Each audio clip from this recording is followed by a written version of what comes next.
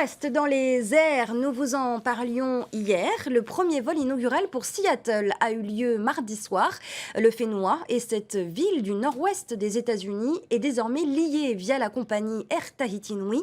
Un atout de plus pour notre tourisme avec 588 passagers potentiels par semaine. Nos journalistes Naya Bennett et Mike Leral faisaient partie des passagers de ce vol inaugural.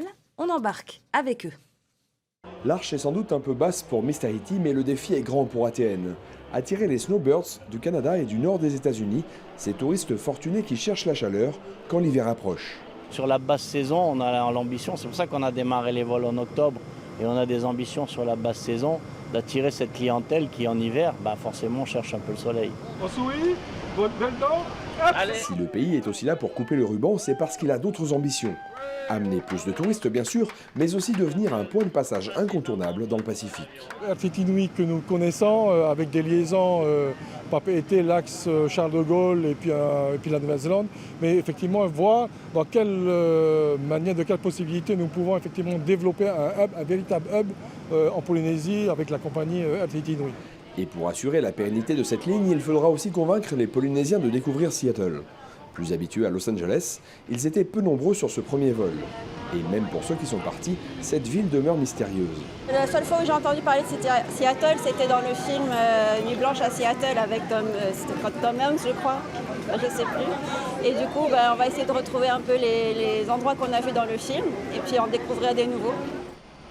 Moins de 9 heures de vol plus tard, les rares Tahitiens installés à Seattle sont heureux d'accueillir un équipage polynésien. Vous êtes les premiers qui viennent directement de Tahiti. Alors, je suis fier.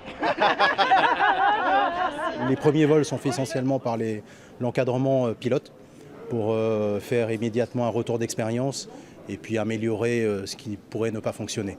En tout cas, aujourd'hui, tout a bien fonctionné. Donc, on est déjà sur la bonne route en tout cas.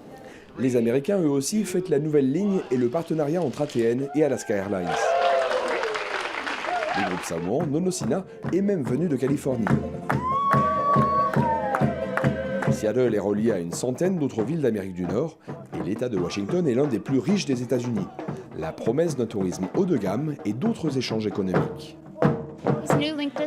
Ce nouveau lien entre Seattle et Tahiti signifie que les gens ont maintenant un vol direct qui va servir de pont entre des terres jusqu'ici séparées.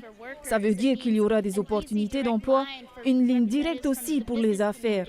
Et c'est aussi important de rapprocher ces deux cultures. Ceci est l'appel final pour l'embarquement du vol Air Tahiti Nui vol TN 051 à destination de Papeete, Tahiti. Tous les passagers sont priés de se présenter en porte S7 pour un embarquement immédiat. Merci. 2 jours de rencontres vont permettre de développer ces échanges, pour le moment cantonnés à la vente de poissons. Les Américains vont proposer des visites de leurs entreprises, tandis que les Tahitiens viendront vanter nos produits, de la vanille à la perle en passant par le monoeil.